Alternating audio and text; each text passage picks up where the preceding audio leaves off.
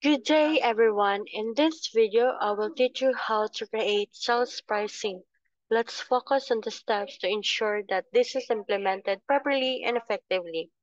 Before we begin discussing how to create sales pricing, let's talk about the purpose of this. The purpose of this is to manage prices for products or services within a business.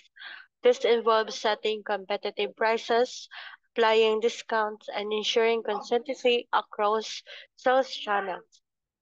So first, accessing back office. So you go into the back office. So we're already here in the back office. So you can log in your username and your password. So click this login, and we're here in already in back office again, and then click this items and inventory and locate this sales pricing.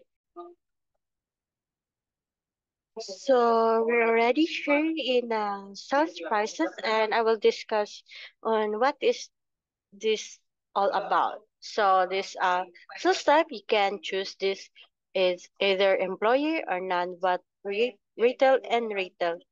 And they have you can put your price of your item.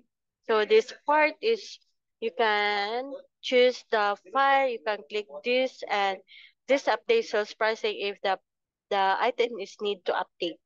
So this part is this item you can search your item. So for example, Milo, then you can click this enter, then choose this and go to the sales type is retail and put the amount.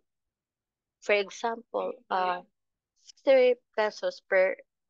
Then click add new.